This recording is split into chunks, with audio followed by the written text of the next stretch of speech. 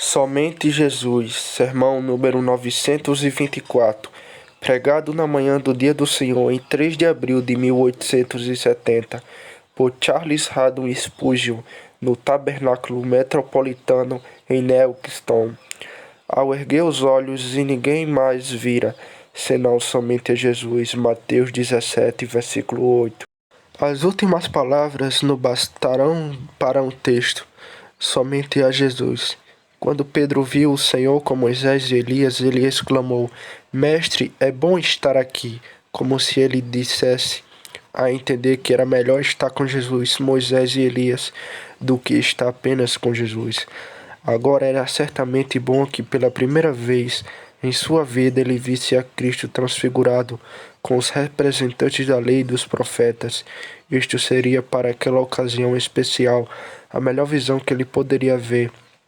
Mas como uma coisa normal, um extrato tão sublime não teria sido bom para os discípulos. E o próprio Pedro logo descobriu, pois quando a nuvem luminosa lhe ofuscou e a voz foi ouvida do céu, nós achamos que ele com o restante tornaram-se muito temerosos. A melhor coisa depois de tudo para Pedro não era a tensão excessiva da transfiguração, nem a companhia deleitosa dos dois grandes espíritos que apareceram com Jesus, mas a igualmente gloriosa, porém menos empolgante associação com somente Jesus. Na dependência disto, irmãos e irmãs, experiências e extasiantes e emocionantes, e prazeres arrebatadores, embora possam ser úteis como referência deleitosa em algumas ocasiões, não seria tão bom quanto aquela tranquila comunhão comum, porém deleitosa com somente Jesus. Isto é o que deve ser a distintiva marca de toda a vida cristã. Enquanto os discípulos subiam a montanha ao lado de Jesus somente, e enquanto eles retornaram com a multidão com Jesus somente, eles estiveram em tão boa companhia como quando eles estavam no começo da montanha com Moisés e Elias também.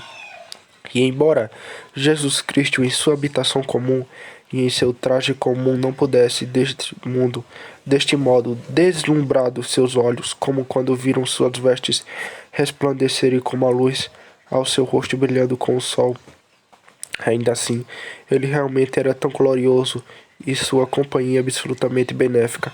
Quando o viram em suas vestes de todos os dias, sua presença era tão útil a eles como quando ele vestiu a si mesmo em esplendor. Somente Jesus é, afinal, sobretudo uma coisa melhor do que Jesus, Moisés e Elias. Somente Jesus, como Jesus comum, o Cristo de todos os dias, o homem andando entre os homens, falando em segredo com os seus discípulos, é uma coisa melhor para a continuidade, enquanto estamos neste corpo, do que até mesmo a visão do próprio Jesus na excelência de sua majestade.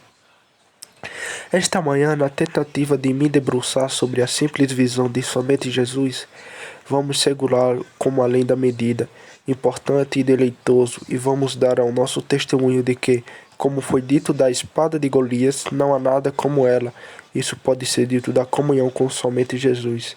Vamos primeiro observar o que poderia ter acontecido com os discípulos depois da transfiguração.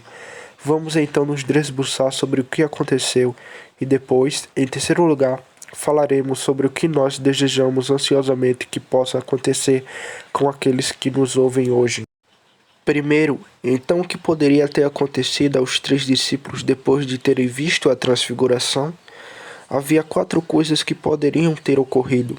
Como a primeira suposição, poderiam não ter visto ninguém com eles no Santo Monte, pois eles poderiam ter encontrado que todos haviam ido, senão eles mesmos. Quando a nuvem os havia coberto, eles estavam extremamente temerosos. Eles poderiam ter levado os olhos e encontrado toda a visão derretida no ar, sem Moisés, sem Elias e nem Jesus. Em tal caso, eles estariam em uma triste situação, como aqueles que, tendo começado a provar de um banquete, de repente encontram que toda a comida foi levada embora, como homens sedentos que provocaram as gotas refrescantes de cristal e depois viram que a fonte secou diante de seus olhos. Eles não teriam descido ao lado da montanha naquele dia, fazendo perguntas e recebendo instrução, pois eles não teriam tido o Mestre. Eles teriam descido para enfrentar uma multidão e para lidar com o demônio, não para conquistar Satanás, mas para ficarem derrotados por ele diante da multidão, pois não teriam um campeão para desapontar a sua causa e expulsar o espírito maligno. Eles teriam descido dentre os escribas e os fariseus, para serem confundidos com suas perguntas espinhosas e serem derrotados por suas sofismas, pois não teria um homem sábio que falou como nunca nenhum homem falou, para descartar os nós e desembaraçar os rosnados da controvérsia.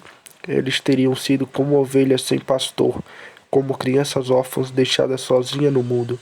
Teriam a partir daquele dia considerado um dia infeliz em que viram a transfiguração, porque tendo-o visto tenham sido conduzidos a pensamentos elevados por meio disso, e animados para grande expectativa. Tudo haveria desaparecido como a espuma sobre as águas, a nada sólido teria sido deixado para trás.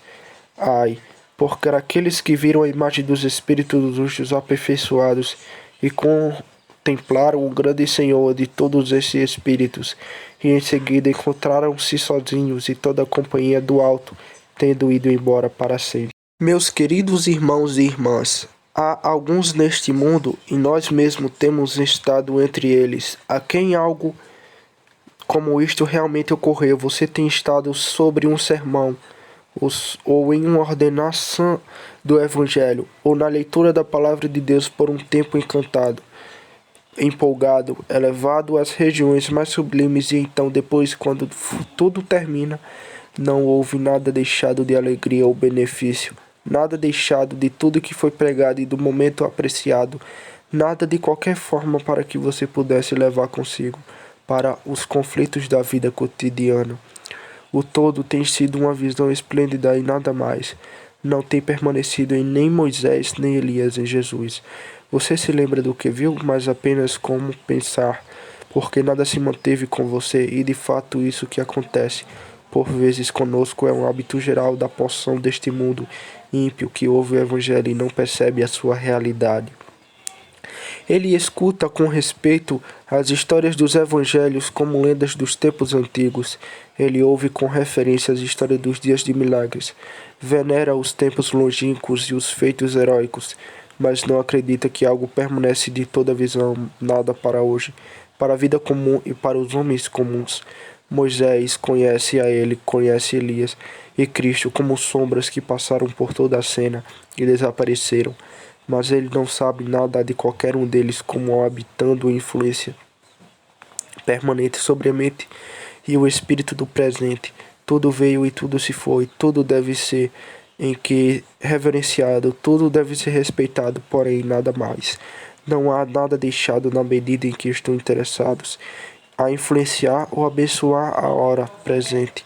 Jesus e seu evangelho vieram e se foram, e nós podemos apropriadamente lembrar o fato, mas de acordo com certos sábios, não há nada no Novo Testamento para afetar esta era avançada, este iluminado século XIX. Nós temos ido além de tudo isto. Ah, irmãos e irmãs, deixem aquelas coisas que podem se contestar em fazer isso. Colocaram-se com esta adoração de relíquias morais e fantasmas espirituais. Para nós, isto seria a miséria em si. Nós, por outro lado, bendizemos o nome do Senhor, que podemos dizer isso, que ali permanece conosco o nosso Senhor Jesus, neste dia em que Ele está conosco e estará conosco até o fim do mundo. A existência de Cristo não é o fato confirmado na antiguidade, ou em distância remota pelo seu Espírito Ele está, na verdade, em sua igreja. Nós o temos visto, embora não com os olhos, nós o temos ouvido, embora não com os nossos ouvidos, nós o temos agarrado, embora não com as mãos, e nós alimentamos de sua carne, que é alimentado de fato, e de seu sangue, que é bebida em verdade. Temos conosco neste mesmo dia Jesus, nosso amigo, a quem damos a conhecer os nossos segredos e que carrega todas as nossas tristezas. Temos Jesus, nosso instrutor de interpretação, que ainda revela seus segredos para nós e nos conduz para a mente e o nome de Deus. Temos Jesus ainda conosco para nos suprir com força e em seu poder nós ainda permanecemos fortes. Nós confessamos seus reinados soberano na igreja e nós recebemos a sua ajuda toda suficiente. A igreja não está decapitada, sua cabeça permanece em união vital com ela. Jesus não é um mito para nós, embora ele possa ser para outros. Ele não é nenhum mal, sombra passada. Ele não é personificação heróica. De fato, há um Cristo, e embora os outros não vejam, mesmo que com esses olhos não o vemos, ainda assim nele nos regozijamos com alegria indizível e cheio de glória. Ó, eu confio que nunca será assim conosco, que enquanto nós prosseguimos em nossa vida de trabalho, a nossa religião deva derreter-se em ficção e tornar-se nada mais do que um mero sentimento, nada senão pensamentos e sonhos de visão, mas que nossa religião é uma substância de fato, um caminhar com o Salvador vivo. Embora Moisés possa ter ido e Elias possa ter ido embora, porém Jesus Cristo permanece conosco e em nós, e nós nele, e assim sempre permanece para sempre. Agora, havia uma segunda coisa que poderia ter acontecido com os discípulos. Quando eles levantaram os olhos, eles poderiam ter visto somente a Moisés. Isso certamente teria sido uma troca muito triste pelo que eles viram, ter visto apenas Moisés. O rosto de Moisés teria brilhado, sua pessoa teria impressionado-os. E isso não teria sido algo mediano para os homens de origem humilde, como eles mesmos desceram a montanha com aquele poderoso rei em Jerusalém que havia falado com Deus face a face, e descansando com ele no conclave solene pelo espaço de 40 dias de uma vez. Mas ainda assim, quem poderia trocar o sol pela lua? Quem trocaria os frios raios lunares de Moisés e da lei pelos raios de sol da afeição divina do Salvador? Teria sido uma troca infeliz para eles. Poderiam o seu mestre, cujo nome é amor, e teriam encontrado um líder no nome cujo nome é sinônimo de lei? Moisés, o homem de Deus, não pode ser comparado com Jesus, o Filho de Deus. Mas, queridos irmãos e irmãs, existem alguns que só veem a Moisés, depois de toda a pregação que tem havido no mundo e da declaração do precioso Filho de Deus, todos os domingos, após as claras revelações da Escritura e a obra do Espírito Santo nos corações dos homens, ainda temos entre nós alguns que persistem em não ver nada a não ser somente Moisés. Quero dizer isto a alguns que não verão nada além de sombras, ainda meras sombras. Enquanto eu leio a minha Bíblia, vejo lá que era do sinônimo, do típico do pitecórico pássaro. Eu estou contente pelos símbolos e tipos e as figuras, pois eles permanecem instrutivos para mim. Mas a época em que eles estavam em primeiro plano deu lugar a uma luz mais clara de Deus e eles se foram para sempre. No entanto, certas pessoas que professam ler a Bíblia e ver muito diferente, eles montaram um novo sistema de tipos e sombras, um sistema, permita-me dizer, ridículo para os homens de bom senso e desagradável para homens de bom gosto espiritual. Há alguns que se deleitam em ordenanças exteriores. Eles devem ter robustiça e ritual, vestimentas e cerimônias. E isso superabundantemente pelas manhã, tarde e noite. Eles consideram dias e estações e as formas de palavra e postura. Eles consideram um lugar sagrado acima de outro, pois eles consideram uma certa casta de homens como sendo sacerdotal acima de outros crentes, e seu amor aos símbolos é visto em tempo e fora de tempo. Alguns poderiam pensar a partir de seus ensinamentos que, visto que é uma coisa necessária, não era senão somente Jesus, mas a personalizar a antiguidade, o desempenho exterior e a correta observância. Aí por aqueles que falam de Jesus, mas praticamente veem a Moisés e somente a Moisés.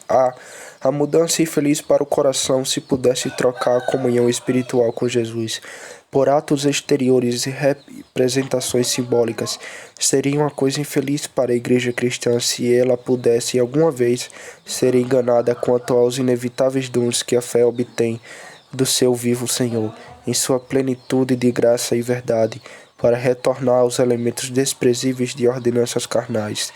Dia infeliz, de fato, se as falsificações papistas de sombras legais devem ser suplantar o fato de a substância do Evangelho. Bendito seja Deus que não aprendemos assim de Cristo, vemos algo melhor do que apenas Moisés. Há muitos que veem somente Moisés na medida em que não veem nada senão a lei, nada mais do que a obrigação e preceito na Bíblia. Eu sei que alguns aqui, embora nós tentamos pregar Cristo crucificado como sua única esperança, no entanto sempre leem a Bíblia ou ouvem o Evangelho, não sentem nada exceto um senso de sua própria pecaminosidade e, resultante deste senso do pecado, um desejo de operação, uma justiça de si próprios. Eles estão continuamente medindo-se pela lei de Deus, pois eles sentem suas deficiências. Eles lamentam sobre suas transgressões, mas eles não vão mais